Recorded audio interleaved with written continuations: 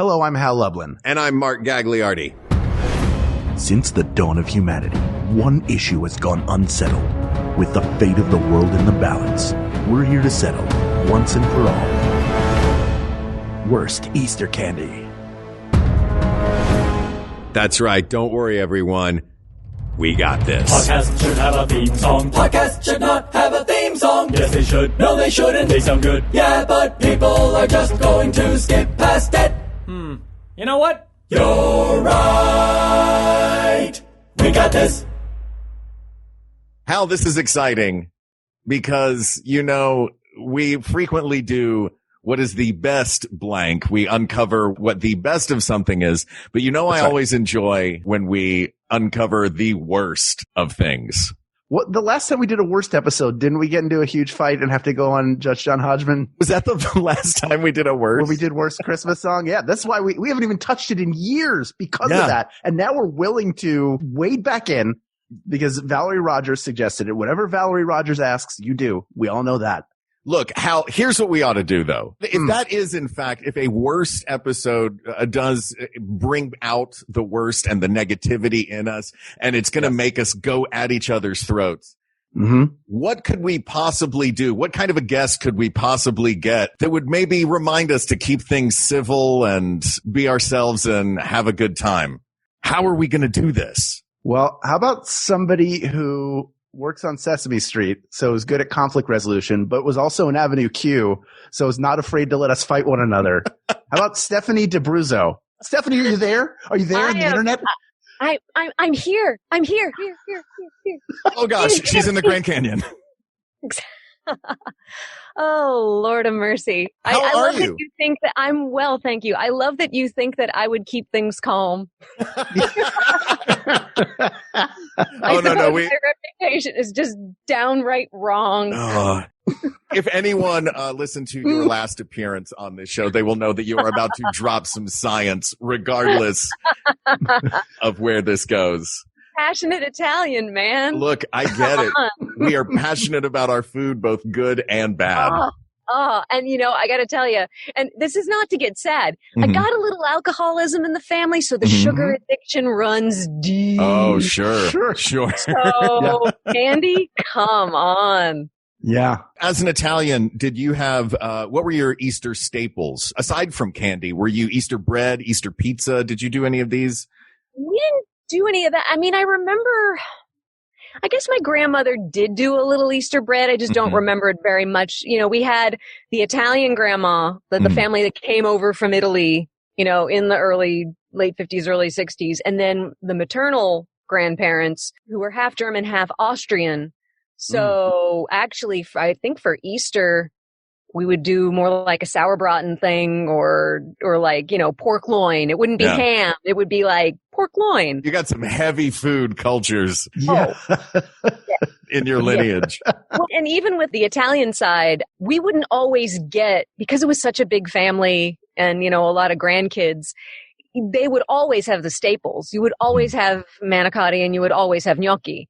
And that would be what the kids would have anyway, because like, for example, the whole Christmas Eve Feast of the Seven Fishes tradition, for years, I wasn't even aware of it because it was at an end of the table that I wasn't near because I grew up in Pittsburgh.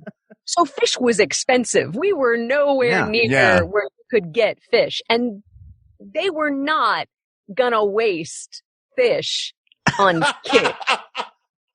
Like, good fish. We only got 7 of these. Seal or just saying, you know, it was expensive. So it's I get it. Let's give the potato dough to the kids. Look, Pittsburgh, we know Pittsburgh loves potatoes. Permane Brothers, they put the fries right on the sandwich. That's right. So that's good. Right. That's right. And now I actually make my grandmother's manicotti for Christmas. Do you really? I make it with the crepes too. Like crepes and pecorino romano is the key cheese ingredient. Oh, wow. Wait, you may use it with, we'll talk about candy in a second. Crepes instead of like tubes? the pasta shells. Yeah. This is news to me. I've never even heard of this. Oh, it's incredible. If you can make, you know, it's basically like a sweet crepe only without the sugar and vanilla. So it's, you know, equal parts flour and water and 2 eggs for every cup of flour, and it's a real thin batter. And you can shape them oblong so you can roll them. Do you have the big flat thing and the stick and you do the whole crepe thing? I just make them like pancakes. No kidding. See, I'm wary of crepes because I've watched enough episodes of Chopped that whoever makes crepes in the dessert round, they always wind up getting cut because they can never figure crepes out. Well, the thing is I guess it's probably not a true crepe. It's probably a little more floury and doughy and thick. It's definitely thicker, I think, than a true French crepe is because it has to support the cheese. It's probably more like a blintz. Yeah. Well, there you go, France. Okay. We fixed it. Italians fixed the crepe. But I will tell you what winds up happening when you bake all that together is that it just melds beautifully and turns into this whole that is greater than the sum of its parts. Listeners, you can't see this. I just clutched my pearls when she said that. It makes my heart so happy. And by the way, Mark. Sorry. I have to tell you something, and this is going to sound like sacrilege, but I don't make my own sauce. My grandmother made her own sauce, and she would, do it with the veal and the cooking for hours. Well, I don't make my own sauce. I have tried a million different sauces to try to replicate the taste of it. The only sauce that does the trick, that makes it taste like hers, and I swear to God this is true, Ragu traditional. That makes sense. Hers was a very thin, sweet sauce that let the flavors, that let the food shine, as opposed to being very full of oregano or thick or chunky or this or that. Yeah. Where in Italy is she from? That. They were a place in Molise called Sant'Angelo del Pesco. It's if Rome is on the left side of the boot, Sant'Angelo's on the right side of the boot, about not quite at the coastline. It's a Roman town, and ragu gets a bad rap, I think, sometimes. I agree, and I think when I went to Rome the first time, one of the pasta dishes I tried, I was like, this, like the closest thing I can imagine. Now, granted, this was like street food, Roman food. It's like, the weirdly, this 100% authentic Roman red sauce tastes a heck of a lot like American ragu to me. Yeah. And I'm sure, and I think what people forget about Italy, because it looks like such a small country. I mean, if you think about America, you know that Texas is going to be different from California. It's going to be different from North Dakota. It's going to be different from New York. You don't think about the fact that Rome is different from Venice, is different from Palermo, is different from Sicily. Right. And the regionalisms and the regional foods. I mean, people are like, oh, your grandma must have, I never had anything piccataed or marsaled growing up. Right. It was just a very rustic. Well, also they didn't have any money. Yeah. So it was a very rustic thing where the meat was not necessarily a discernible cut of meat. It was very cheap meat stewed in sauce for hours. That's the cut that it was, is ball. And bread and pasta and cheese. And it was just very simple and delicious. I mean, deliciously done, but it wasn't fancy. And she would make pizzelles, like spend hours. Oh, that's my Christmas every year. So good. Or my sister. Your sister makes them every year? Yes, she does. And it's delightful. Do you go anisette? Do you go vanilla? Do you go lemon? You anisette? All right. Oh. Well, I could talk about Italian food all day, but we're here to talk about not the greatest Italian dishes, but the worst Easter candies. Wait, Mark. Yeah. Before you jump in. Yeah. I know you're talking about clutching your pearls. People can't see us, but you're clean shaven with a haircut. And you look like in an action movie when there are space marines that are talking to each other in the locker room. Like you're the one that comes out like, yeah, I got to go back home on Earth. I didn't get a haircut though. It's the same length that it was. No. Oh. It's now long enough that it falls. I'm not wearing it up. I have a mullet now. I'm going to shave my head. That's it. Dude, you should shave your head. I know. That's people of the world asked and answered how Loveland should shave his head. No, it doesn't work like that. Or does it? Maybe. All right, let's talk about Easter candy. All right. I have been scouring the internet just to have specificity of the Easter, like what are commonly regarded to be terrible Easter candies, because my sweet tooth may be off. I may actually like candies. And weirdly, I have found on many, many sources pretty much an identical list. So Yep. There's a pretty short list of candies that are deemed the worst. Do you guys have any off the top of your head that you're like, well, this is the one I dislike the most? I want to throw in something that I don't think I've seen on any of the lists, and it's 3 words. Ooh. Anything by Palmer's. Oh. I don't know. What is Palmer's? You'll see it online. Palmer's is a regional candy company. It's basically, it's not chocolate. It's a brown candle. It's housewares. And it looks so pretty. It looks so promising. You've got the Palmer's bunnies or the Palmer's eggs or the Palmer's thises, and you'll see them at the CVS or the drugstores. And once in a while you'll think, oh, well, this looks good. Blah. I remember, I think the first time I ever had them, like the Hanukkah gelt or the coins or, fun little wrapped things or just the cheapy eggs, the cheapy foil wrapped eggs, and anything in a pinch, especially the day after Easter when it's all half off. Oh yeah, 10 cents. Heck yeah. I'm the day after 100%. Valentine's Day, the day after Christmas, the day after Easter. Yes, the week after Easter you can get to the 75% off if you're lucky. Oh yeah, that's the dream. Palmer's is just, and I went to a couple of like candy, online stores, and a lot of them sell Palmer's things, and it's just so disappointing. I mean, is it specifically chocolate? Is Palmer's are they a chocolate company? So it's either solid. It is simply chocolate in assorted shapes. Yeah, I mean, I think they might have gone and, with things that have filling, like, a peanut butter egg or this sort of thing. But it's I don't think they do jelly beans. I don't think they do hard candy. I feel like it's mostly a Bunnies thing. Yeah. And let's Bunnies, just eggs, say, coins. Yeah. If the chocolate's not good, that's a big problem. And Palmer's seems to be, at least, in the North, maybe it's just a Northeast thing. It seems pretty ubiquitous in the Northeast because I grew up with it I saw it in Pittsburgh and it continued in New York. I wonder if it's that company, because this list already does have the chocolate bunny. I know Stover's makes them, and that's Stover's. The chocolate is good, yeah. But I wonder how many of the chocolate bunnies out there are secretly, because if you put them side by side, you don't necessarily know which one of these chocolates is the better chocolate. Unless it's unwrapped. Right. Now, where I grew up in Pittsburgh, there's this amazing family company, Sarris, Sarris. And they make some of the best, chocolate-covered pretzels that you've ever had. They put no wax in their chocolate, so they really can't ship it if it's more than 72 degrees. Oh, wow. Yeah, so those were the candy bars we sold in the Thespian troupe. So their Easter novelties are just a delight. But yes, if you put that next to, but Lindt makes a decent bunny. I think I probably had a Hershey bunny one. You got the mass-produced ones. They're all the chocolate companies are going to make one, but it really does point out, it is like, this is strength of the chocolate alone. Yeah. Oh, it gotta be. Yeah. So it would be hard to say, that's why I didn't say chocolate bunny, because there are good chocolate bunnies. Well, except the hollow ones, which are useless unless you fill them with peanut butter. Hold on now.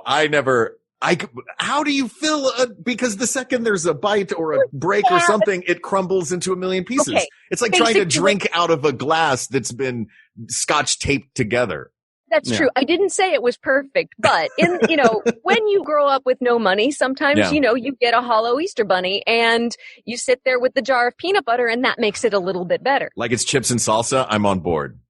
Well, or a spoon, because you don't want the chocolate to end up in not exactly like the commercial. You got your chocolate in my peanut butter. Right.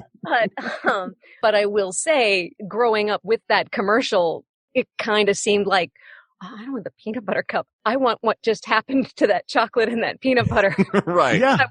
I want the bar in the jar. The one that I always remember growing up was, I think it was the first time they introduced peanut butter M&Ms, and it's a spoon with peanut butter, a wooden spoon dunked in peanut butter, and then dunked in M&Ms. Or maybe I remember that from a movie. Just a wooden spoon. Or a dream. A wooden spoon with peanut butter and M&Ms on it is, it feels like the ultimate over the top version of licking the spoon after you make batter.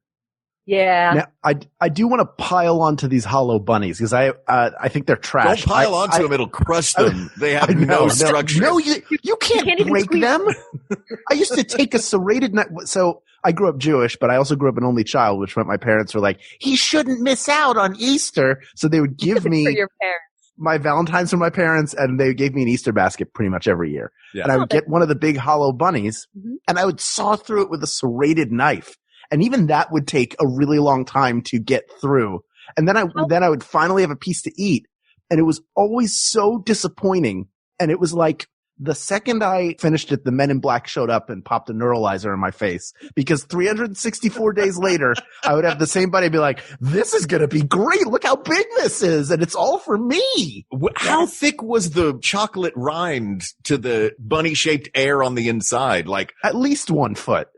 At least 1 foot. Where did you start cutting? Because I think that in the ears there's less room for air in the ears. If you started at like the tummy or maybe even the neck. If you this is horrifying. Your hollow bunny, I think you might have. But the ears, they're so narrow that I think by nature there couldn't be a lot of air in there. So they were probably almost solid is my guess. Yeah.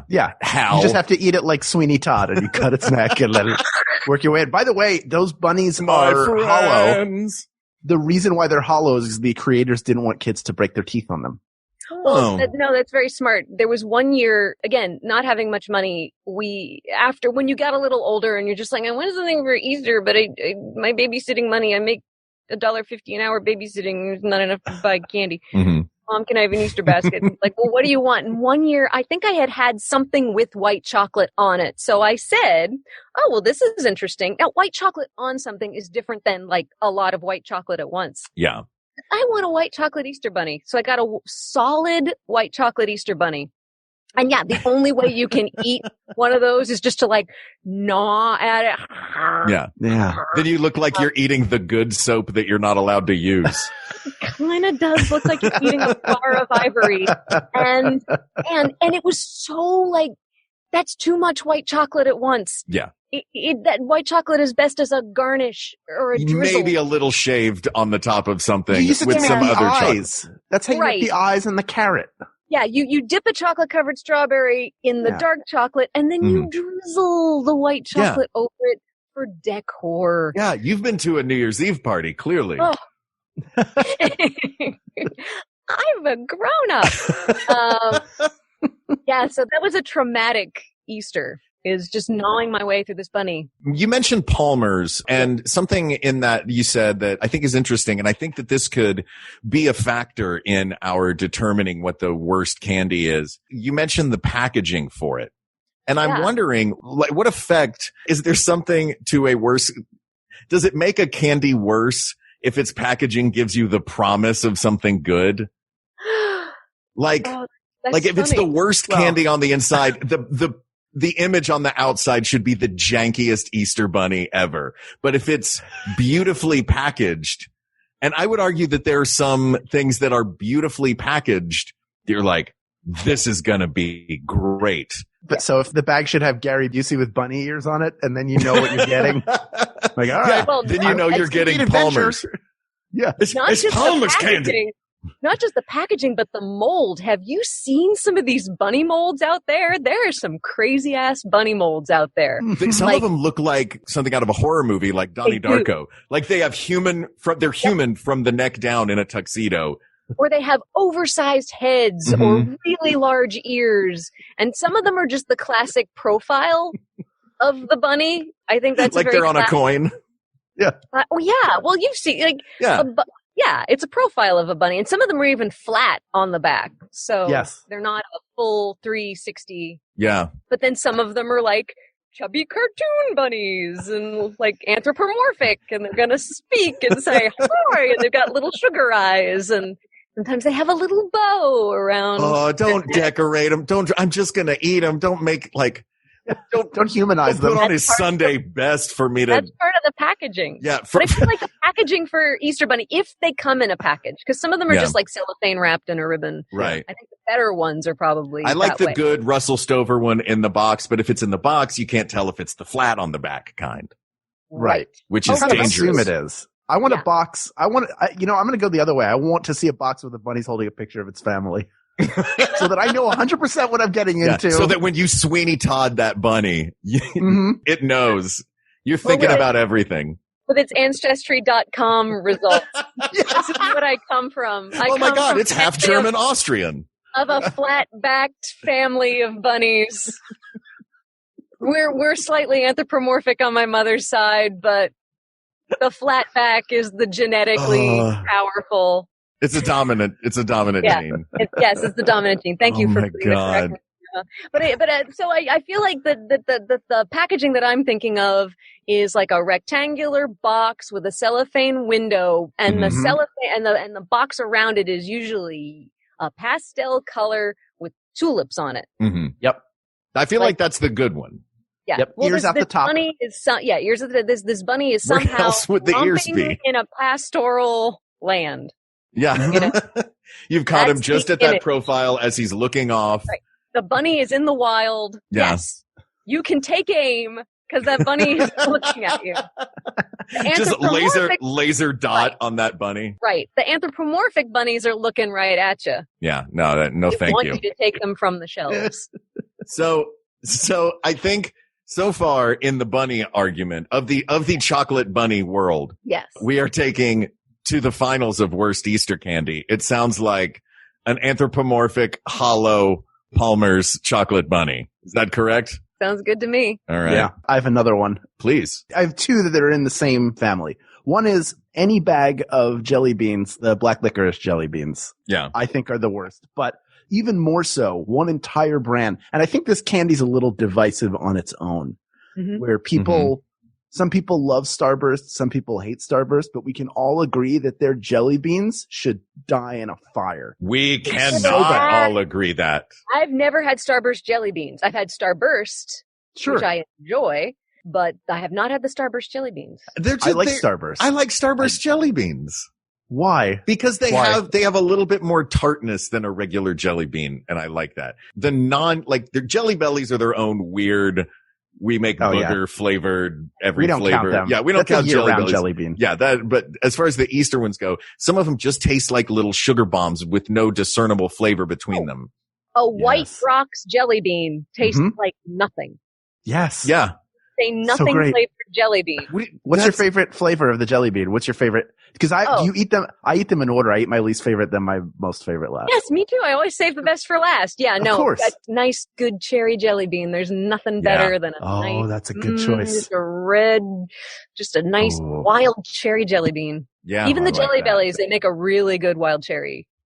They do. And I've They're had the very sour good. Jelly Bellies. The sour ones are pretty tasty too. Mm-hmm.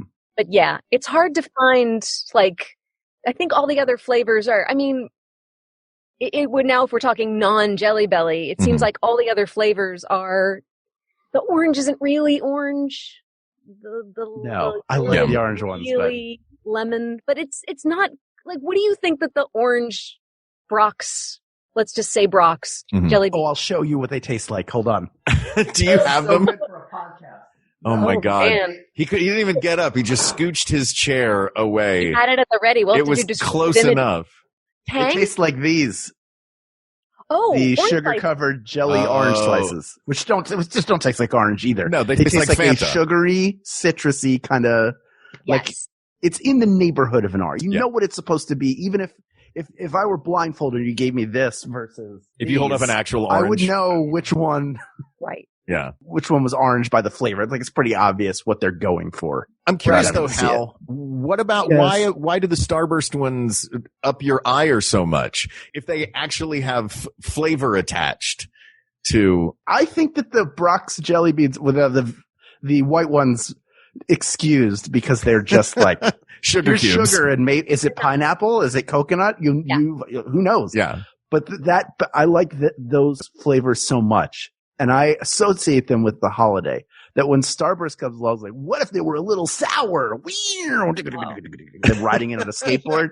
No, I'll clothesline you to the ground and drag you away. Not interested. It's the trolley influence on candy. Yeah. Yeah, it's a bit like it's Draco Malfoy showing up with new brooms for the whole team so that he can get named captain. It's like you're already Starburst.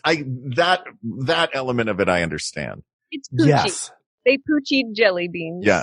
Oh yeah. Oh. I figured you guys would get that reference. They Poochied. It's 100% Pooch. Yeah, and those things can also ride a skateboard into space. That's right. That's right. But they don't die on the way back to their home planet. They keep coming every Easter. Oh, my God. That's right. But I think now, are Starburst jelly beans year-round? Or because there are some jelly bean brands that you can kind of find on the off-season, and I was wondering if Starburst was one of them. You can always get anything even out of season, but I think that they are generally – you have to hunt them down if it's not Easter time. Easter time, they're like right there in your face. Yes, but that's every true. Brand. Like Sweet Tarts has their own thing, and like everybody comes out with their own sort of flavor of jelly bean. But for me, I'd rather have Brock's. Give me that over anything else. I want to get back to this. We've talked about jelly beans. We've got Starburst trying to move in on the turf as one potential. We've got the Palmer's Hollow anthropomorphize. Are we going anthropomorphize on that one? Why the heck not? With the weird big sugar eyes. Yeah. Yeah. There's one that I want to throw out there that is absolutely bonkers that I've never come across, but apparently the internet has, which is the chocolate crucifix. I'm not even going to begin to talk about how horrifying that is. That is, I'm taking that one so far out of the norm that I don't even think it should be in contention in this list. Yeah. I just had this image of a song called Chocolate Stigmata. And I can't get it out of my head. Is that off of the new Fiona Apple album? It must be. Yeah. Chocolate Stigmata. But I think that there are 3 remaining. The Father, the Son, and the Holy Ghost. The Father, the Son, and the Holy Ghost. They have the Holy Ghost ones. They're hard to eat because it's just a mist. It passes right through you. Yeah. Yeah. It's a suggestion. Exactly. Yeah. But if a bunch of people are in one room, you can sense that candy. I think that the 3 divisive ones that we have left, one is candy corn, but put into assorted Easter forms. Right. Which I don't know if that one necessarily counts because if the worst Easter corn was just the wolf in sheep's clothing of candy corn dressed like it's Easter. Mm-hmm. Right. But I think you're talking about candy corn that's pink or the candy corn candy in a different shape? No, both. It's the same. It's like a pastel version of it. So instead of being the yellow, the orange, it's like blue, pink, green. Mm-hmm. It's the Easter color. I've seen the pastel ones. I just haven't seen a different shape candy corn concept. Yeah. Because then whenever I think of anything like that, I think of those marshmallow eggs. And there's the ones that look like little bunt pans. Oh. You know the ones I'm talking about? Yeah. The ones that are supposed to be the pumpkins? Flowers. Yeah. And then at Easter time, they're like, that's a little pink bunt cake for Easter. Yeah. And you're like, all right. I will say I have a soft spot for the candy corn / mallow pumpkins where I just need to eat one. Mm-hmm. And that's all. Like for the whole season. And then you're like, now my autumn has been made. But I feel like if I don't know what it is. It's too much is disgusting, but just having a couple of them, like a little, a nice little autumn mix. I love candy corn. Little autumn mix, and it's tasty. I held it up to the camera. Divisive. I don't know if you saw it, but I held it up to the camera. A 3-pound box of candy corn and mallow pumpkins, which I bought and then mixed together by shaking the container, because I had to buy them separately. There's no way I will eat any of it. I just was struck by part of the pandemic for me is ordering things like this piece of furniture behind me, or tons of like I could sit here over the course of the time we're here and pull out different pieces of candy and just show them because they're here, because I just keep ordering it. I can only eat it one day a week. You know what you should order, dude? Order a bunch of matching like old-timey jars, then you can have all your candies out like it's These are bicentennial era. Oh yeah. It's like the thick ribbed glass. I love that. Yeah. And then this one says 1776 because it's bicentennial. If you can see That's pretty fantastic. There you go. All right. So, but the 2 that I think are probably the most divisive in contention for this are, we've got our terrible chocolate bunny. We have terrible jelly beans, to be determined which jelly beans are necessarily the terrible ones. Okay. But it's Cadbury cream eggs and Peeps. Okay. Wait. I happen to be a pro cream egg person. Yeah. Who doesn't like those? I enjoy the cream eggs very, very much. Very, very much. Yeah, they are like them? so. I know You've they're not very heard that. divisive. There are people who hate them. There are people who hate Cadbury hate cream them. eggs. In fact, on many of these lists, it is ranked number one absolute worst. Yeah, and I There are don't people who necessarily hate wanna rainbows. hate them. That's true. I think, and I understand this about the Cadbury cream egg. Not that we're looking for nutritional value in any of these, but of all of them on the list, this has, was it 1/3 of your sugar for the day Oh, I don't. in one Cadbury? Like it is, All that they're the delightful most overly sugared sugar bombs. Oh But man. I don't know that that's why most people don't like them. I think people are grossed out by the fake yolk. I think that's the runniness that turns people off. But see, I like, if you like the mallow cups or, you know, those, or anything with like that, well, any of those old fashioned creams where it's a runny cream and not a solid cream. There's something very delightful about that. It's a very old timey chocolates sensation. It's It like does ordering feel like at the that, Vermont yeah. country store. And Yeah. don't get me started on getting a Vermont country store catalog is porn to me. What is Vermont Country Store? You've never gotten a Is this Vermont like a country Harry and David catalog? kind of thing? Well, no, it's actually a little country store in Vermont, and they sell housewares that sell old-timey, you know, a lot of things for grandmas and grandpas. Mhm. Perfume that hasn't been made in forever, old-timey nightgowns and woolen knitted things, but they also have, especially at the holiday, all this candy that you can't find. Ah, And like the cakes, like the rum cakes and the little bottles of chocolate liqueurs. And then they have their own candies. They've got their own, like the chocolate drops and the fudge. And it's a very rustic little catalog, and go to the website and, you know, and they down. sell flannel sheets and bathing caps and, you know, really supportive brassiers. and men's black and white striped onesie swimsuits where you can hold up kind the of. I giant would not- barbell. Yes, and various unguents and ointments that haven't been around for a while. You know, if you want a bottle of Jean Naté, Oh my you god! can find a bottle of Jean Naté Hal there. can get all of his tinctures. Yeah, I get my Dilaudid finally. It's so hard to get everywhere else. Go to the Easy, food Elvis. section and you can get like Charles chips and Snyder's pretzels. Yeah, and, like bit of honey, you know, stuff like that. Mhm. yeah, bit of honey and Getz's bullseyes. I love Mhm. those caramel bullseyes, but apparently they come in different flavors, and I've only ever seen them at the Vermont Country Store catalog. They have a chocolate Getz's bullseye and a strawberry Getz's caramel bullseye, and I did not know. So yeah, those catalogs are porn, but my food God. porn for anyone who likes food the way I do. I'd never order them. I just look at them and drool, because I know I will have problems with pants if I were to order the things that I wanted to get. And also, as a theater person, it's not in your bones to purchase a giant bag of individually wrapped hard candies. Well, now what I do That in the is privacy drilled of out my of own you. home, Mark, I can unwrap all the candy I want to in the privacy of my own home.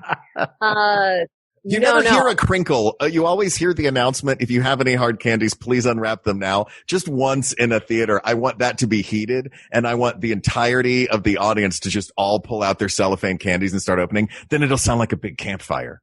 Well, the irony of it is before Broadway shut down, now they started selling candy in the aisles like it's a dang ball game. Look, You whatever can gets get a butts in the pack- seats. Like a you can get Twizzlers and M&Ms at your seat. Yeah. So what's worse, the sound of a hard candy being unwrapped that will ostensibly last 10 minutes, or the constant crunch of the peanut M&Ms Right. going into mouth, hitting the teeth? I hope that they're only doing that at the big shows like Beetlejuice, and it's not like you're going to go see an Intozake Shange play and someone in the audience is individually unwrapping Starburst. And someone's got to pay that Jew Jameson rent. I'm just saying. It is not cheap to run a show, man. Oh my No, I don't tend to order hard candies just because why waste time? But That's right. although, you know, like ginger candies, I've started to like more, Yeah. and those things. Well, and also, I mean, come on, when you do anything with your voice, lozenges are your life. Oh, yeah, are that's right. lozenges, but hard candies that don't taste as good. Look, I get Red Ludens because they taste like delicious cherry candy. Oh, and Smith Brothers. That Yeah. was Oh, yeah. basically candy. Mom, I have a cold. Can I get Yeah. some cough drops? That was the way to cheat yourself into getting candy Yeah. when your mom wasn't going to give you candy, Same. but she would give you cough drops. Yeah.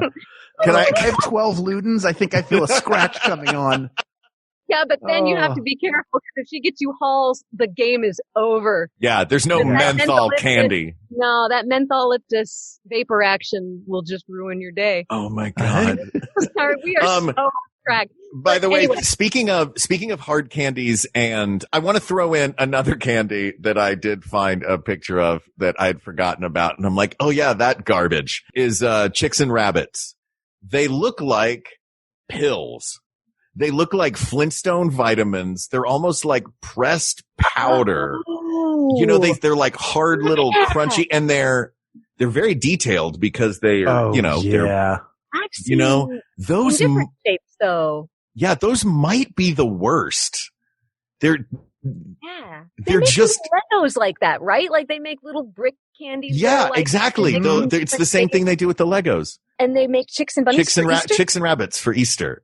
How many Terrible. children lose teeth eating those? I don't know. It's really hard to eat. Yeah, there's no redeeming value in those. Well, now they make marshmallow versions, so they make them chewy. But I think Oh, if you're talking about the original, like powder, the only good powdered candy for me like that are the message hearts that you get around Valentine's Day. Yeah. Right. Yeah. Right. These are more like pressed, pills or I supplements. know exactly what Yeah. you're talking about. Yeah, they look like Flintstones vitamins. Yeah. But they're not Flintstones But not as good. vitamins. Another way to try to get what is the closest thing to candy when your parents don't have candy in the house. Yes. Flintstone vitamins. Flintstones vitamins.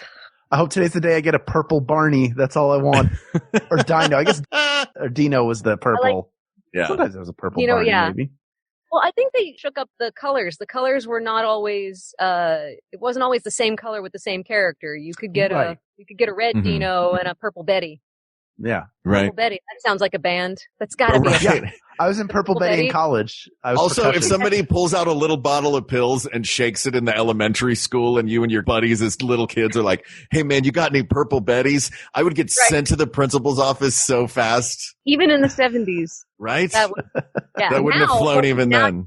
Now you sneeze and you get sent to the principal's office. Yeah. Back then, you could get away with anything except selling Purple Betties. Speaking of taking, I just need to say that if you grew up with the little plastic eggs where there could be any kind Mhm. of candy put in there, Mhm. and you shook it, and you thought it was M&Ms, but it turned out to be jelly beans. Oh, Wow. disappointing. Wasn't that the most disappointing thing in the whole world? What a betrayal.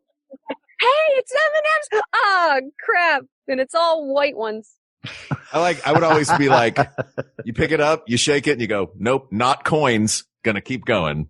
Oh, you got You got a money couple in of, so we get a couple of quarters in there every once in a while. Wow. Doubloons. What kind of ritzy gold crusted family did you have? The kind Yeah, that would forget really. to go buy candy. There you go. Be like, My mom- bust open the change jar. Just put some change in them. When I was very little, my mom used to make little bunny tracks out of flour on the carpet. That's very cute. Oh. Yeah, she did that maybe twice. Yeah, until the vacuuming Back into it. happened. Yeah.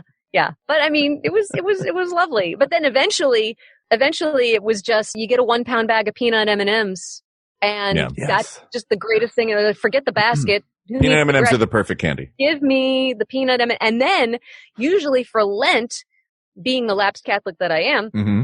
back then we would usually give up candy for Lent, Sure, or of sugar course.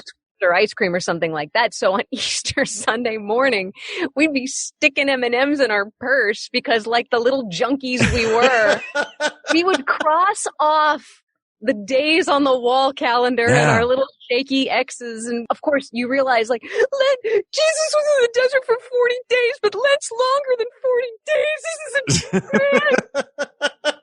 This is terrible. I don't like this man. This isn't fair.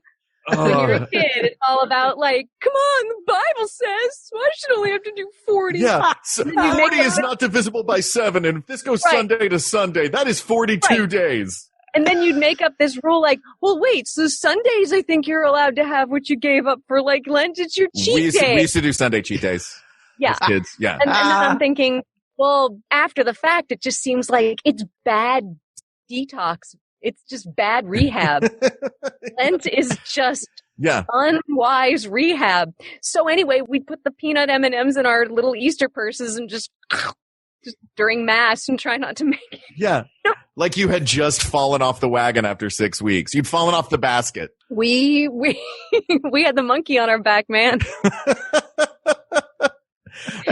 So yeah. So anyway, so back to the cream eggs. Back to the cream eggs. Texture. I think the texture is what makes it divisive for so many people. I think there are people, usually when you read those lists, Mhm. you hear about, oh, cream eggs are just so gross and they're sticky and the yolk and who wants anything that looks like yolk, and they're not thinking about how delightful that can be. I'm into cream eggs. They are sugar bombs. And it does feel a little bit like they tried to make some sort of whipped sugar thing inside a chocolate egg and then just failed. Feels like a fallen souffle a bit. That said, I do enjoy them.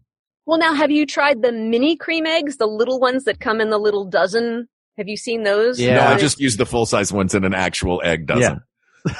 Right. Yeah. But the little it's not mini enough. ones, now the ratio of chocolate to filling, there's Mhm. more chocolate than filling. So I think it's more like an actual little chocolate drop. Right. So I think people who are turned off by too much Mhm. of the fondant might enjoy, because Cadbury chocolate is delightful. Yeah. Still not as good as American chocolate. Well, I stand by my, you're from Pennsylvania. How dare you? I know. I hate. There's sometimes a Hershey bar, there's just nothing better. It's the great American How chocolate. do you feel about, that's right. Hershey is the great American chocolate bar. Had to do it. How do you feel about the Cadbury caramel eggs? Have you had them? Mm-hmm. I prefer the Cadbury cream egg because Yeah. it's because I feel like the I'm being Cadbury tricked. caramel egg is I think Like- they're two very different things, even though they're similar. yeah. And it looks like, again, it goes back to the packaging gives you the promise of one thing. If I see a Mhm. little egg wrapped up that says Cadbury, I'm like, oh, it's a Cadbury cream egg. And then I open it up and it's a caramel. I'm like, you're just like everyone else. Now they I don't want a big have you Rolo. Yeah. Yeah. What am I going to do with this big ass Rolo? Yeah. What the hell? Big ass Rolo. I don't know. I can make do with a big ass Rolo. Now, have you seen they make Reese's makes peanut butter eggs? Not the classic peanut butter eggs, but they Mhm. make peanut butter eggs that look like Cadbury eggs with a whipped peanut butter filling. I have not tried Yep. this, but I ought.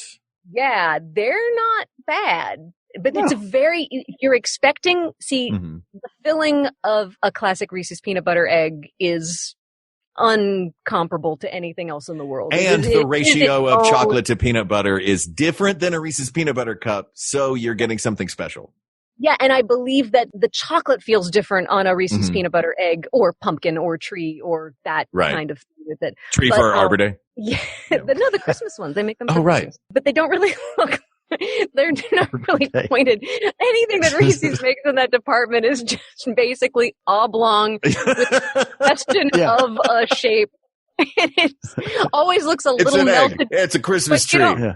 but you don't care because it's just so damn Yeah. delicious. But, Yeah. but the ones that look like the Cadbury eggs that are wrapped individually in foil, it's a really different experience. Okay. So those are apples and oranges. And it's interesting that two Reese's peanut butter eggs, things that say Reese's peanut butter eggs, can be very different because there's more chocolate on the Cadbury style peanut Yeah. butter egg. And the Right. peanut butter inside Is that whipped is version? a more, or like a creamier thing going on. Yeah. Yeah.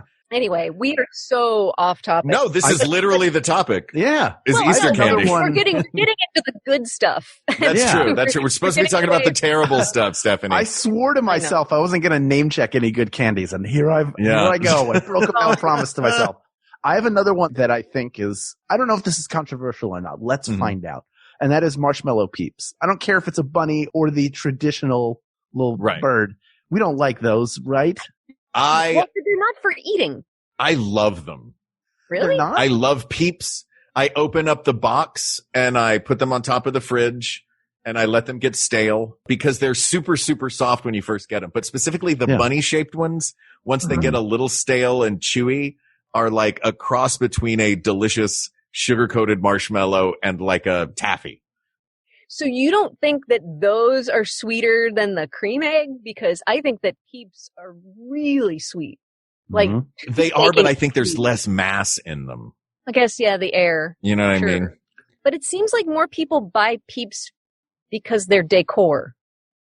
Like you have like to they buy look them. good in the basket. They look good in the basket. They look Yeah. good on your table. They're just or you get them because it's Easter. You gotta have peeps. Yeah. And then they Yeah. get stale and we're throwing I wonder how many pristine packages of peeps are in landfills across the nation. They're probably at their best. They're the layer both below and above all those Atari copies of E.T. That's right.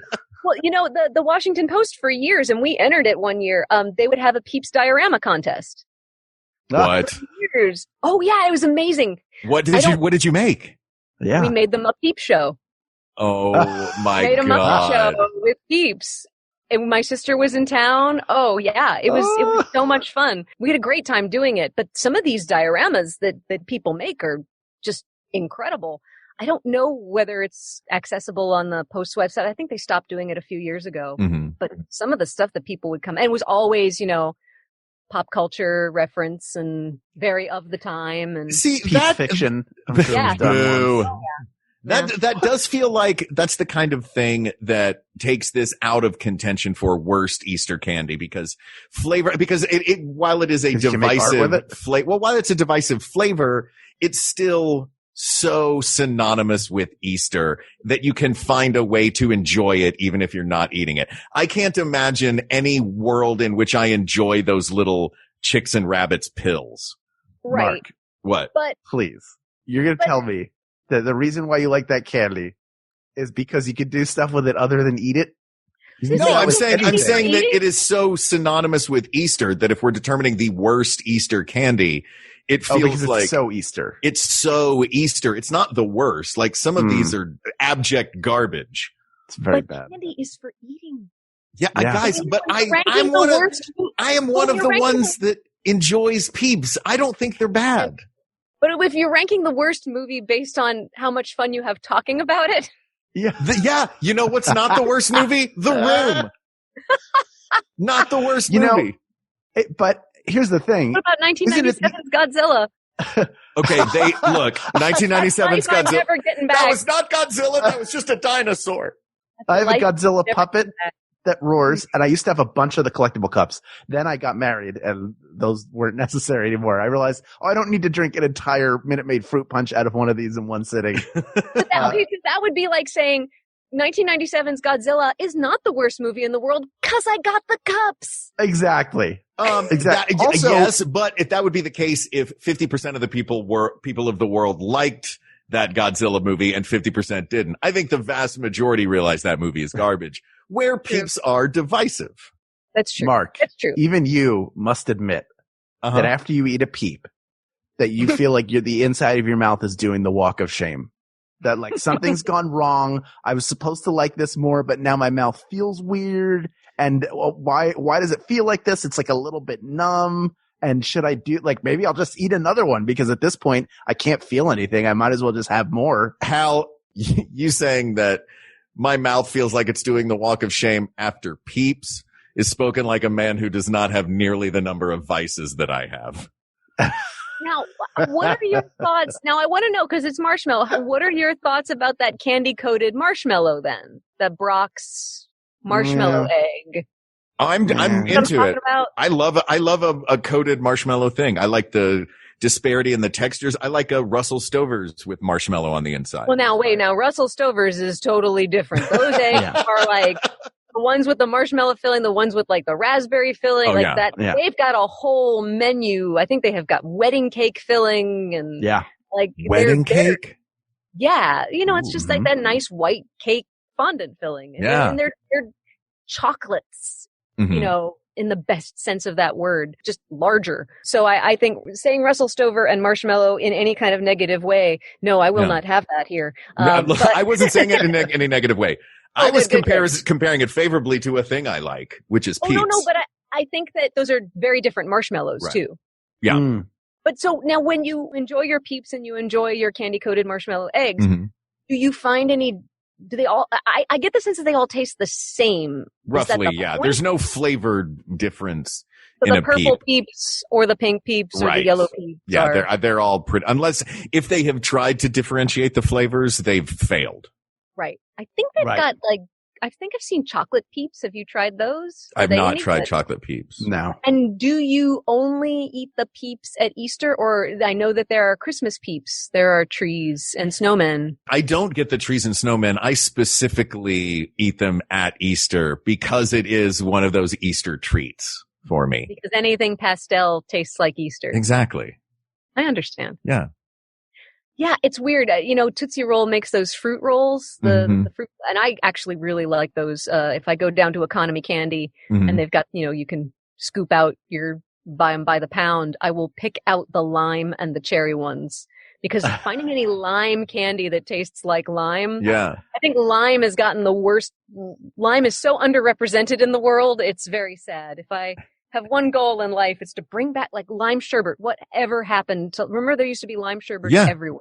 Now it's just orange. It's the only one you can get now is orange. Maybe rainbow, but yeah, there's something so delightful about a lime sherbet. There's also something so delightful about a fan coming across you in a candy store and being like, oh my God, that's Stephanie D'Abruzzo. Is she just picking the green ones out of that bin of bulk candy? What's going on? I guarantee you that has never happened. And you seem to think that I have far more fans than I actually do. Well, you have two right here, my friend. And thank you. That's And right. you seem to think that I'm at Economy Candy a lot more than I am. Is Economy Candy a store or an aisle? Economy Candy is a store in New York. It's not far from Delicatessen on the Lower East Side of Manhattan. They have a wonderful website. They've actually stayed in business. They've been in business. I think they started as a shoe store. They've been in business for decades. I think I've been to this place. You basically walk in and there's Ludlow no Street. signage. It's just baskets of stuff. They have Rows and rows of outside there's a baskets of sign, stuff. But yes, they've got they have a imported candy. Oh, and they've yeah. got bulk Yeah, I have candy. been to this place. I liked Yeah, it. if you want to get a giant box of Charms lollipops, you can go and get a box of Charms lollipops. There you go. Sure. Yeah. If you're And they- for your dental office that you're opening. Right. That's right. And they were selling old bubblegum cards for a long time. Like you could buy, you know what? I bought some. I got some specifically at that store. I got Dick Tracy bubblegum cards. Yes, the From 1990. And I chewed the gum just to see what 30-year-old gum tasted like. Because you wanted to rip your gums to shreds. Yeah. It's not good. Well, So bad. was there anything more dangerous than stale bubblegum card gum? I don't know. Yeah. No, that's the thing. You're like, this gum has been wrapped in this wax paper for 30 years. Mm-hmm. That's crazy. It just crumbles. It's just powder at that point. Like when you Yeah. bite into it, it just. It felt like even back then, even if it was 29 years ago, that gum went bad fast. Yeah. Yeah. I It remember. wasn't like you broke up an 84 pack in 84. You're like, this is Right. the softest, most supple bubble gum. This is going to be beautiful and keep its flavor for hours. I think it came Ooh, a out. Michael sick. Jordan rookie. Yeah, exactly. No, but remember, like Fruit Stripe gum used to have a lime flavor in Mhm. it, and they replaced it with green apple, and it just makes me sad I'm that sorry. lime does not have greater representation in the candy world. Lime it was the fourth man off the bench for Fruit Loops, though, wasn't it? If I remember correctly, Fruit Loops used to be just red, orange, and yellow, and then they added lime sometime in my youth. And I was like, what is happening? Then they put a purple one in, and now it's all kinds of stuff. But Well, yeah, I mean, Yeah. come on, nothing means anything anymore. yeah, for God's sake.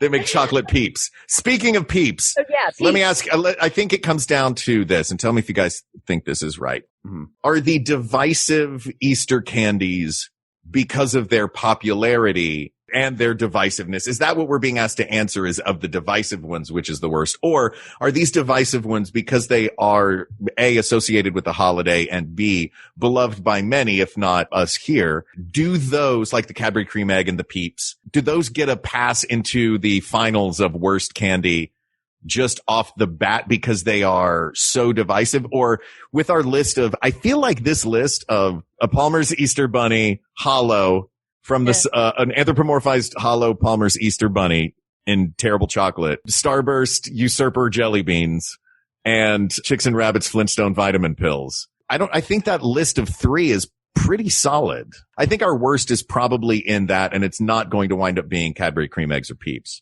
I'll tell you what I want to do is Okay. I want to take a break. Okay. And then when we come back, I want to drop one that we haven't talked about that I think is so far and away the worst candy. This is exciting. Not only is it not Easter, but you might be able to stretch it to any candy that exists anywhere ever. Ooh. Oh, I'm excited. Like, Maybe. But I'm going to make you wait for it. First, you're going to have to hear about all the other great shows on the Maximum Fun Network. They are wonderful shows. Well, yes, but I mean, you have to wait and hear. You get to hear about the shows. You have to wait to hear. People need to learn to wait. I think society would be better if we all learned to wait and be patient just a little bit. So listen to Stephanie D'Abruzzo. Yeah. Get your waiting practice in now. We'll be right back. Macho Man to the top rope. The flying elbow. The cover. We've got a new champion. We're here with Macho Man Randy Savage after his big win to become the new world champion. What are you going to do now, Match? I'm going to go listen to the newest episode of the Tights and Fights podcast. Oh, yeah. Tell us more about this podcast. It's the podcast of power, too sweet to be sour, funky like a monkey, woke discussions, man, and jokes about wrestlers' fashion choices, myself excluded. Yeah. I can't wait to listen. Neither can I. You can find it Saturdays on Maximum Fun. Oh, yeah. Dig it. Hi, I'm James, host of Minority Corner, which is a podcast that's all about intersectionality. It's hosted by James with a guest host every week. Discussing all sorts of wonderful issues, nerdy and political. Pop culture. Black, queer, feminism. Race, sexuality. News. You're going to learn your history, their self-empowerment, and it's told by what feels like your best friend. Why should someone listen to Minority Corner? Why not? Oh my God, free stuff. There's not free stuff. The listeners of Minority Corner will enjoy some necessary LOLs, but mainly a look at what's happening in our world through a colorful lens. People will get the perspective of marginalized communities. I feel heard. I feel seen. Like you said, you need to understand how to be more proactive in your community, and this is a great way to get started. Join us every Friday on Max Fun or wherever you get your podcast. Minority Corner, because together we're the majority. And we're back. See, that wasn't so bad. You get to hear about some great Max Fun shows that if you haven't listened to them yet, you will now, and you're welcome. Wasn't that worth it? Right? Mm-hmm. It's nice to wait for things, which is good because Easter happens in the spring and it's now the summer. So we're going to have to wait most of a year to eat Peeps again or Cadbury cream eggs. What was really interesting about Easter falling during the pandemic was the fact that we stayed locked down, like not going out at all for a while. So I probably didn't get to a drug to the CVS until 2 weeks after Easter.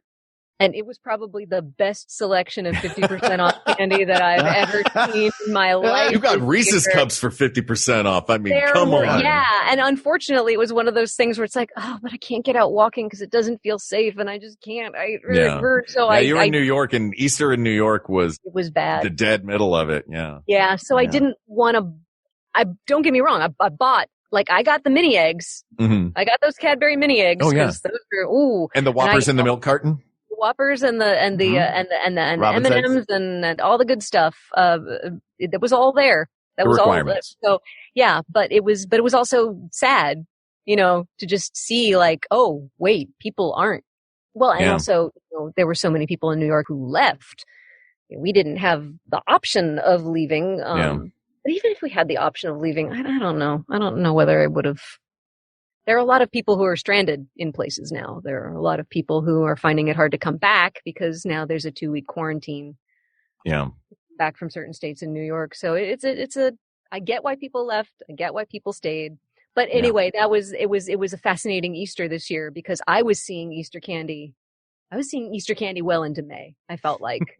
I love the idea that we're on Zoom and we can see you in a booth. I like the idea that when we're done, you're going to have to push open the door to this booth and it's going to just shove candy out of the way, that there's just mountains of, that it looks like Candyland with just rolling hills of pink bunny corn. Willy Wonka's factory.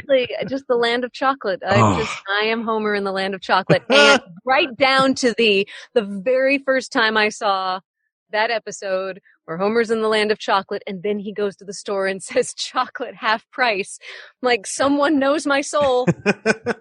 They know my soul. It's raining chocolate and yet he's going into the store where the chocolate's half price. Stephanie, we can't keep talking about good candy though. I know.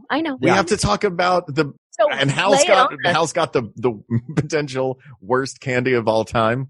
Hal's got the super creamy center surprise. Yeah, I hope you got something better than Starburst jelly beans, my man, because I do not hate those, but they are pretenders to the throne. Look, there are a few different ways that these let us down. Number one, the color scheme is the same as those mint lentils, which are one of the best things you could have. It's What that are mint pink lentils? And green and white. They're like they are shaped like M&Ms, but thinner with almost a powdery candy coating. Like it has a rougher The feeling. nonpareils? No, it's a candy shell around mint chocolate. Oh, that sounds delightful. Those, yes. Oh, yeah. Those are You could good. hit Great. Gumball Okay. machines at the arcade, and yes, and restaurants. Oh yeah, I You will might- fill my pocket with those. Exactly. You might look at this candy and think, oh, this is like the peanut version of that. And you're right. There is a nut inside it.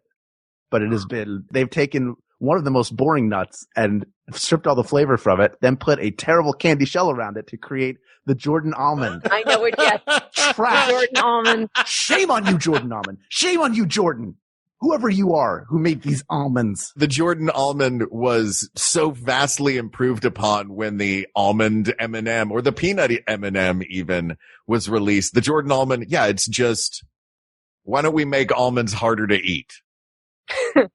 The Jordan almond only exists because of weddings. I am convinced. Because that they is look the nice in a only- bowl. They are beautiful. I mean, Yeah. they really are. They look like these, and they come in every flavor. I think they even come in silver. They Silver's look a like, flavor? "Ah!" Well, no, it's not even the flavor. It's just the color. Yeah. Any Sure. bride can match her colors Oh. to the Jordan almonds, and they can put them in bowls or favors. I mean, that was the thing growing up in Pittsburgh. Jordan almonds were at every wedding, and they'd be tied up in the little round tulle bag with the little ribbon. Yeah. Whatever color the bridesmaid dresses were. And sometimes they would just be white for the bride, but if it was fancy, Or if this was her second wedding. I don't think they had She can't have white Jordan almonds? Is that I don't the think rule? they had an ivory Jordan almond. I think that's the one color they didn't have and I don't think they had primary colors. It was just old pastel. Yeah. But They're the only candy I can think of that all it does is take one ingredient and make it worse. Well, because you can't crunch into it. You can't bite into it. Yeah, I nope. learned this the hard way. You have to actually suck on a Jordan almond Yeah. to get through whatever that candy, and it's really sweet.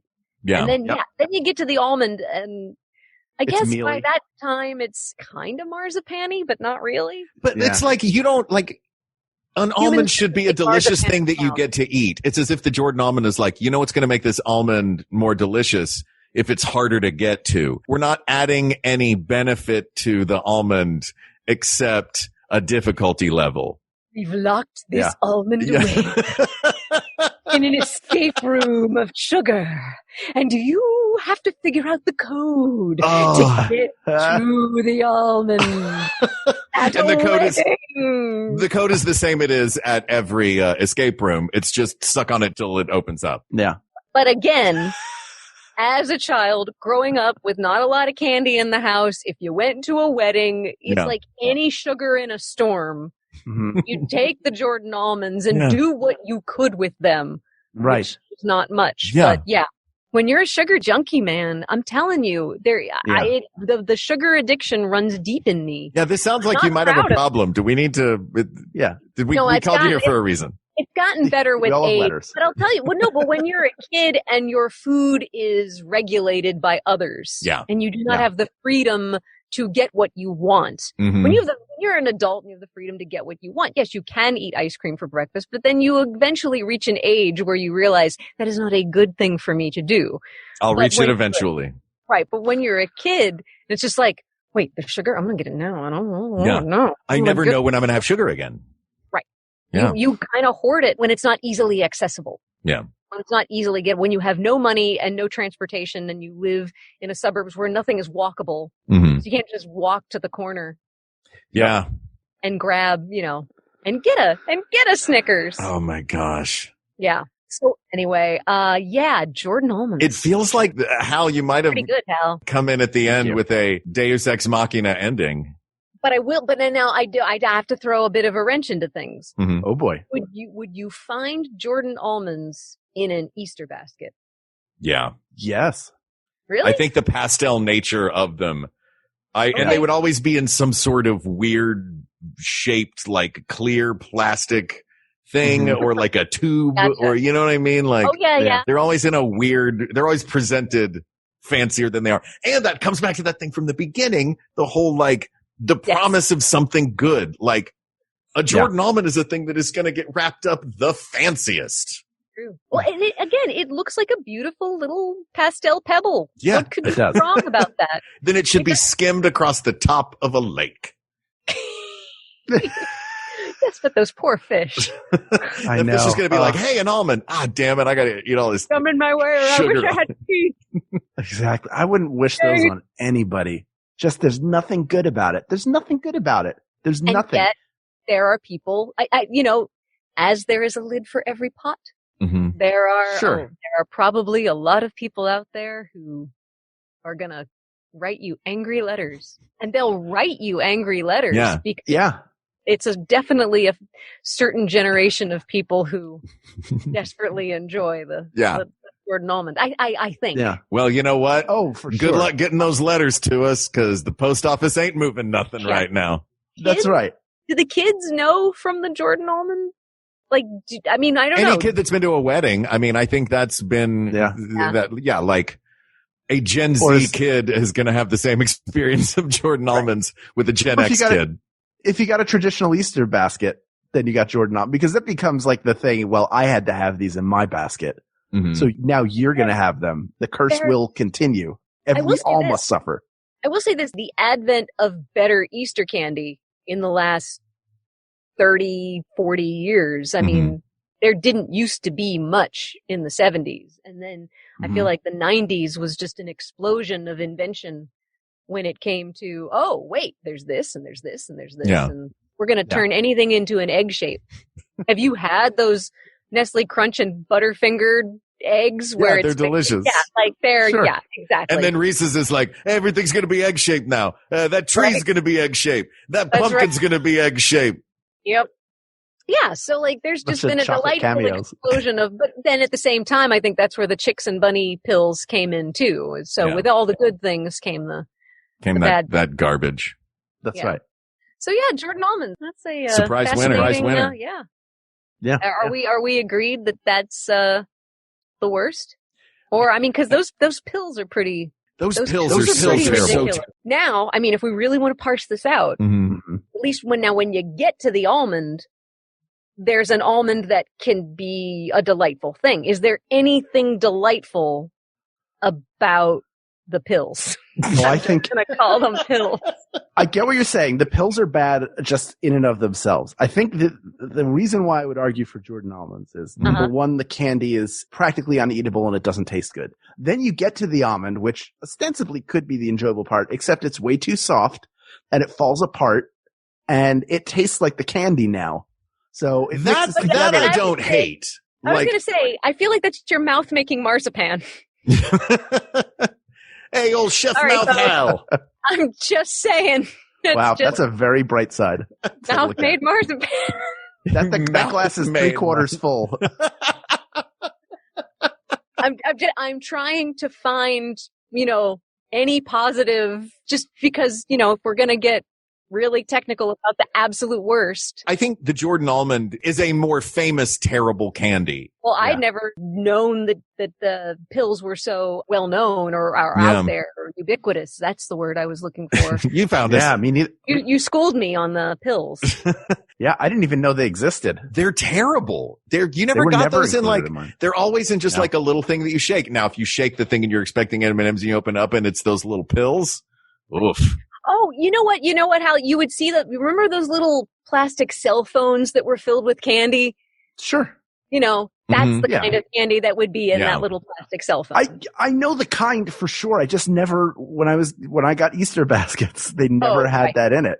So I suppose that the novelty of I think that element of it, my kid likes cell phones, so let's put this novelty cell phone full of candy in the basket. I think that's probably it's probably also a stocking stuffer. I will say thematically that chicks and rabbits, at least to look at them, I'm sure the Jordan almond has some crazy religious meaning that I'm not aware of. But just to look at them, you go, okay, it's chicks and rabbits. At least it's bunnies. It's keeping within the theme as opposed to, well, these are sort of egg shaped. It's pastel. But they all kind of look like the ship from Flight of the Navigator, just with candy on them. And now But they're from Jordan, which is in the Holy Land, which is it's not going to be fun. where Easter happened. There you go. Well, if we could just put them in a jar and display them. Yeah, Again, I it's think decor. Yeah. It's decor.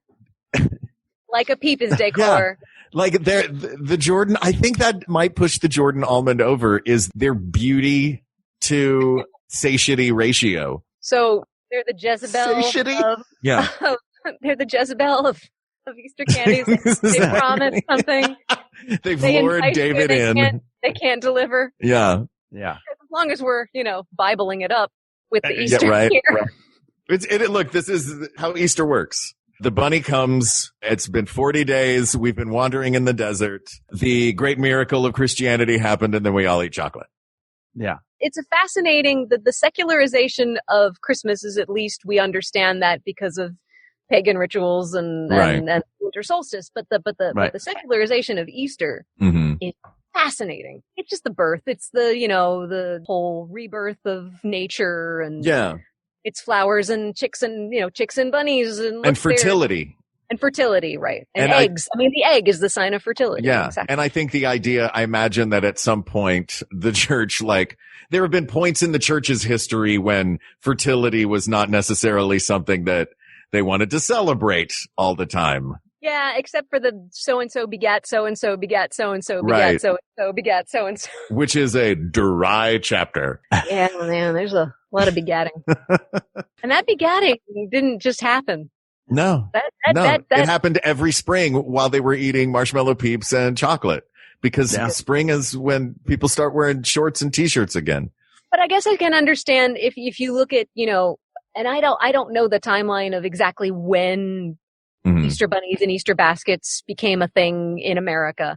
But I'm imagining that it was probably at a time, we're in agrarian society where that's an important part of survival, is getting to spring, surviving the winter, having your the chicks hatch and the rabbits multiply and the flowers blooming and the crops growing becomes really vital and important. So the concept of then resurrection and life and rebirth and springtime and bunnies and tulips and then it's just this word game that then, it just becomes springboarding all things Easter.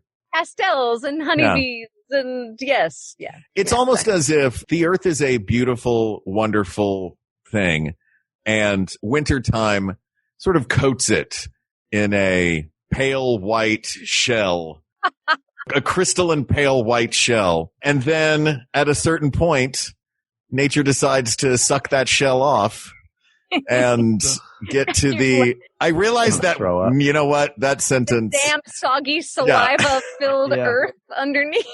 I'm going to stop this analogy because I'm accidentally phrasing things in ways I really don't want to phrase them. Metaphors are fun. Oh my God. Metaphors are fun. Yep. I think it's either the tiny pills, or the Jordan almonds, but I think that you said something, Stephanie, that makes a good point is I don't know that I necessarily associate those pills with Easter as much as just with their attachment to crappy toys or, you know what I mean? I shouldn't say crappy toys. All toys have value. The Toy Story fan in me doesn't want to, upset any toys. Yes, even Pixar knew better than to put a candy-filled cell phone in them. Even when they got to the bottom of the barrel. By Toy Story 4, they're like, what new toys can we put in? They made a toy out of a fork. Yeah, I know. But Polly Pocket. Yeah, let's use that. Remember that? Okay, that's a thing, right? They still didn't use that damn cell phone full they still didn't use a cell phone full of candy. But it could, the shape of that candy could just as easily be, tiny high heel shoes in a little plastic purse. You know what I mean? It doesn't necessarily say Halloween. Easter. That's right. Bones for Halloween. Yeah. So I think that by that and using the metric of the promise of the packaging, I think that the Jordan almond might come out on top. What do you think? No, I think you're right. Yeah. Way to go, Hal. Way to bring that up at the 11th hour. We did this together. People of the world, 2 questions exist in the universe that we may never be able to answer. One is, will Jennifer allow me to buy a king-size Snoopy and Woodstock Portuguese cotton percale sheet set from VermontCountryStore.com? See? I'm telling you. I don't know. She You may won't. not know the answer to that. She I'm won't. going to ask her right after this. I She don't won't. think she will. I don't think She will she not. will. And number 2, what demon came from hell to create the Jordan almond and plant it? We don't hear that story in your Bibles. Worship God now. Yeah. You think that I think a demon. the Jordan almond comes from the ground? That it grows. They're Wait, demon do you eggs. think they grow like that? Fully Yes. formed? So They're we plant the demon blue ones here, and we plant Yeah. the pink ones here, and that's where the white ones are, in the nice Yeah. bottom land there. That's for the brides. Let us tell you the story of how the German people, the Amish people of Pennsylvania, came to discover the Jordan almonds. We were walking from the barn raising back to the farm, and up they sprouted into Jacob's pocket, and then we ate them, and the devil owned us. That's why we can't have cars. People don't know that story. It's not told enough. Or That's why How we have keep we putting done Jordan 300 almonds in our episodes, baskets. and I've never heard your Amish voice. that's incredible. Well, Or it I was tend time. to think that like many foods, it was an accident. What? Hey! accident? Like raisins, like cheese. Oh, cheese was an No. accident? Well, yeah, wasn't it because people used to carry water and milk in cows' stomachs used to be used as flasks back in the day. And I think what happened is someone had milk in there and the acids and that shook up and there are curds. And I mean, I really want to know who the first person was who said, this crap that's in my cow flask, I should eat I'm that. going to do this to it and this to it and this to it and make cheese. Just Wilson like I would like to thank the person who said, hey, this bread is delicious. What if we put more fire on it to make toast? Ooh. Because I want to Yeah. thank that Extra bread fire. that person. Extra bread fire. Yeah. Yes. I'm constantly fascinated by how these things that are complicated. Yeah. Who was the first person who how did the Jordan almond accidentally happen? Exactly. I was Well, making these chicks and bunnies and I spilled the sugar crap on these nuts that I was going to eat for sustenance. we were taking the horse and buggy back to the farm when all of a sudden the horses started to kick. And then we looked up into the sky and there was a thunder and lightning. And then the Jordan almonds came. Wait, And so we decided to eat them. We broke many a tooth that day. but you know, Hal, if TV has taught me anything, I think that's how Skittles were invented. That's true. Yeah. We've seen all their one ads. day, Skittles one day ran there down. was the rainbow. So we Dear rode the God. buggy over to the barn raising.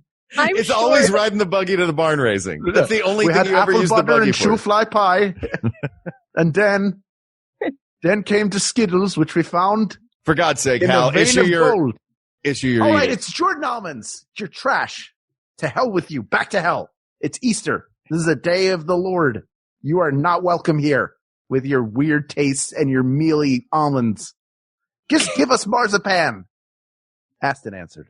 Stephanie D'Abruzzo, thank you so much for coming on and discussing this with us. much, and I apologize for all 28 tangents. You know this show is 90% tangents, right? Come Oh, that we're in a you maze. You Yeah. booked the right lady, man, We'll because get- I'm the queen of tangents. Especially Well- when like I said, food, man. Just food. Come on. Well, thank you. Thank you so much. Where can people find you? Is there anything you want to promote to tell the people of the world what's up?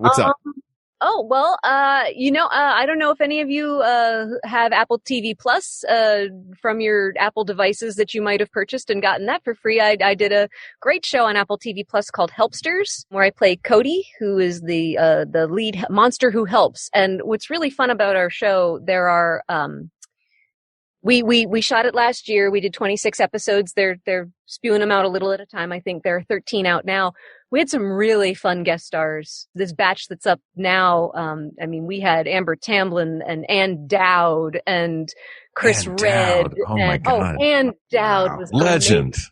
and so game to play. Good. Oh, good. Of course. So kind and wonderful to work with. Oh my gosh. I'm trying to think of the people. I don't want to mention the people we had in the episodes that aren't up yet, but Margaret Cho and Alan Cumming and, oh gosh, I'm forgetting some really great people. We just had some really fun guest stars, and we shot a lot outside, a lot of location stuff, and it's a show that we're allowed to be a little more tongue-in-cheek, so it was fun, and we got to be a little loose with I got to play a lot with the character, so so I got to, and it's the format of the show is very similar. A customer who's always the human comes in and they have a problem and we help them. Mm-hmm. And I know that a lot of the early press about Helpsters was saying that it was going to teach kids the concepts of coding, and it does, but we don't have any computers on the show. Basically, we're teaching problem solving. We're teaching sometimes you need to do things in the right sequence. Sometimes you need to debug. If you have a problem and you solve it, but then something goes wrong, that means you need to debug it. You need to figure out what goes wrong. That's and try cool. again. In coding language, then.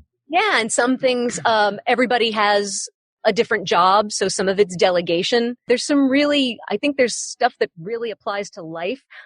There was always something that Cody would say, because there's a character named Hart, and Hart would take everything very literally. Mm-hmm. If Cody said, I need something to put something in, it's like, oh, I will get a house.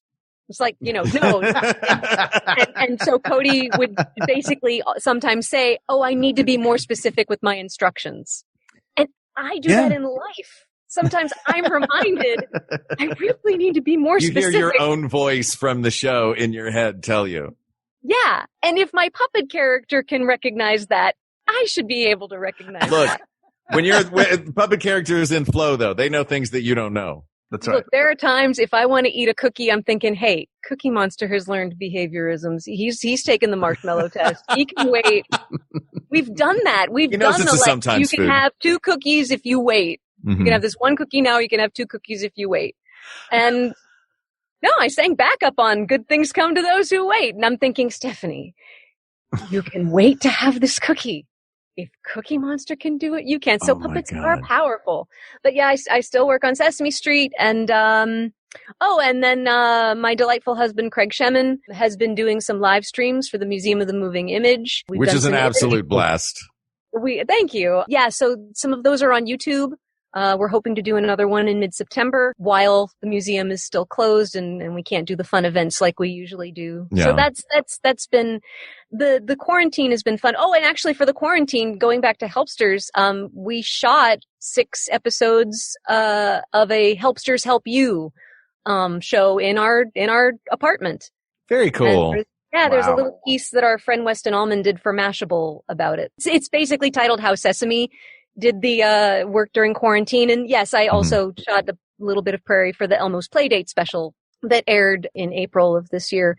So, we have a green screen set up, and it's been interesting to be able to do stuff like that. So yeah, I'm around. I'm doing stuff. I spent quarantine making new puppetry and voiceover reels. So they're on my website finally. Awesome. So anyway, I'm excited to check them out. And thank you. I mean, you are doing so much. Thank you for taking the time out to come and talk about Easter candy with us. Oh my God. I would talk to you guys about anything. This is a lot of fun for me. Well, thank you. And there are many more topics to discuss. So people of the world, reach out to us on Twitter at We Got This Tweets, or email us at wegotThisPodcast@gmail.com, or talk about how terrible Jordan almonds are at facebook.com/groups /We Got This Podcast. Thank you to producer Ken Bloom, researcher Kate McManus, QA engineer Jen Alba, and graphic designer Uri Kilman. And thanks, of course, to our musicians, Jonathan Dinerstein and Mike Furman, for our score and theme song, respectively. And thanks to you for giving us a chance to sit down with Stephanie and lament candies that we dislike, and, of course, not be able to help ourselves but talk about some things that we love. So thank you, thank you, thank you. For Hal Lublin, I'm Mark Gagliardi. And for Mark Gagliardi, I'm Hal Lublin. Don't worry, everybody. We got this. We got this. MaximumFun.org. Comedy and culture. Artist owned. Audience supported.